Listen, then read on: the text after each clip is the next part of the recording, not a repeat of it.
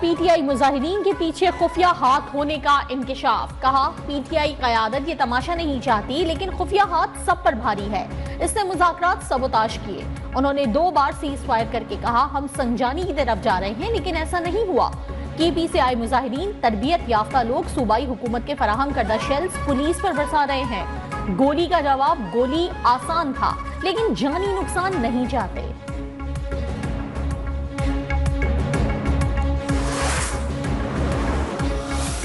کے قتل کا مقدمہ درج. بانی پی ٹی آئی عمر امین گنڈاپور، سالار خان کاکڑ، شاہد خٹک نامزد. دہشت گردی دفعہ 144 کے خلاف ورزی سمیت 14 دفعات شامل. ایف آئی آر کے مطابق ٹیئر گیس گن، ربر بلٹس گنز اور اسلحے سے لیس مسلح افراد نے پولیس پر حملہ کیا. ملزمان نے کانسٹیبل مبشر حسن کو زخمی کیا اور لال وین میں اغوا کر کے لے گئے. ملزمان کے حملے میں کانسٹیبل عدنان رئیس نعیم بھی زخمی ہوئے.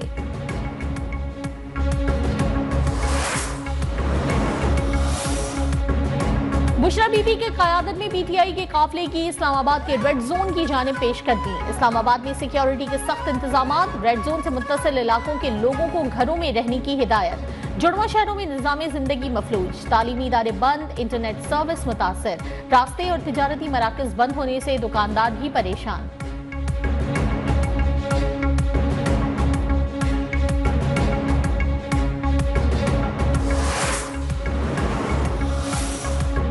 صدر اور وزیر اعظم کی پولیس اور رینجرز اہلکاروں پر حملوں کی مذمت.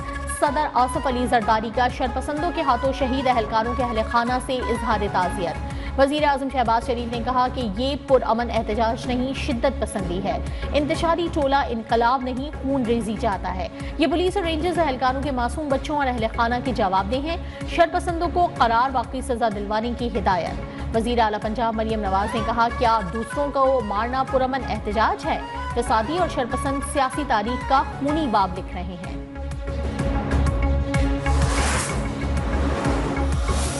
We call on protesters to demonstrate peacefully and refrain from violence, and at the same time we call on Pakistani authorities to respect human rights and fundamental freedoms and to ensure respect for Pakistan's laws and constitution as they work to maintain law and order. امریکہ کی P T I مظاہرین سے پرامن رہنے کی appeal. ترجمان امریکی محکمہ خارجہ میتھیو ملر نے کہا امن و امان برقرار رکھتے ہوئے پاکستانی قوانین اور آئین کا احترام یقینی بنایا جائے. پاکستانی حکام سے بھی اپیل ہے کہ انسانی حقوق اور بنیادی آزادی کا احترام کریں. امریکہ پاکستان سمیت دنیا بھر میں آزادی اظہار رائے اور پرامن احتجاج کا حامی ہے. اسلام آباد میں کشیدہ صورتحال کے معیشت پر انتہائی منفی اثرات. پاکستان اسٹاک ایکسچینج کا آسمان سے زمین کی طرف سفر. کاروبار کے دوران 2900 سے زائد پوائنٹس کی کمی. 100 انڈیکس 96,000 کی سطح بھی کھو بیٹھا.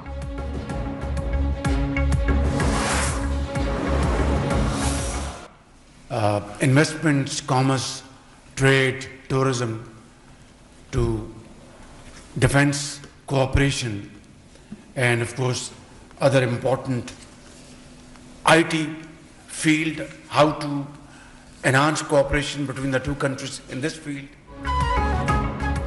پاکستان اور بیلاروس کے درمیان تعلقات کے نئے دور کا آغاز. دونوں ملکوں کے درمیان مختلف معاہدوں اور مفاہمت کی یادداشتوں پر دستخط. وزیر اعظم شہباز شریف اور بیلاروس کے صدر کی بھی تقریب میں شرکت. وزیر اعظم شہباز شریف کا معاہدوں پر عمل درآمد یقینی بنانے کا عزم. مشترکہ پریس کانفرنس میں مسئلہ کشمیر اور فلسطین کے پرامن حل پر زور. الیگزینڈر لوکاشینکو کا دفاعی شعبے میں تعاون بڑھانے کی خواہش کا اظہار. معزز مہمان کا وزیر اعظم ہاؤس نے شاندار استقبال. گارڈ آف آنر پیش کیا گیا.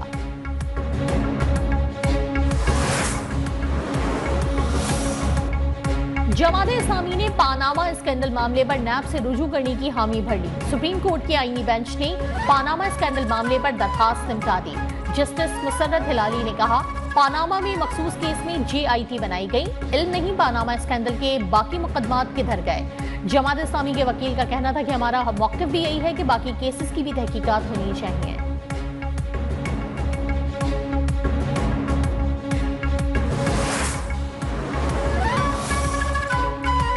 آئینی بینچز کے قیام کے بعد سندھ ہائی کورٹ کی نیب نوٹس تحفظ فراہم کرنے اور دیگر کیسز کی سماعت سے معذرت. ایس بی سی اے سے متعلق کیس کی سماعت میں جسٹس صلاح الدین نے کہا صوبائی حکومت یا وفاق کو کارروائی سے روکنے سے متعلق درخواستیں آئینی بینچ سنے گا.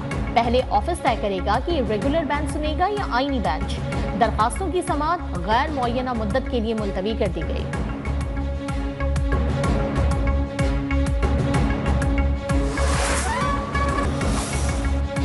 آلودہ ترین شہروں میں لاہور کا دوسرا نمبر. فضائی آلودگی کی شرح 207 پر پہنچ گئی. اسموگ میں کمی کے بعد لاہور سمیت 4 ڈویژنز میں پابندیوں میں نرمی. تاجروں نے 8 بجے مارکیٹیں بند کرنے کی پابندی ختم کرنے کا مطالبہ کر دیا. گورنر پنجاب سردار سلیم حیدر سے ملاقات میں تحفظات سے آگاہ کر دیا. گورنر پنجاب نے کہا کہ کوئی بھی پالیسی بناتے ہوئے اسٹیک ہولڈرز کو اعتماد میں لینا چاہیے.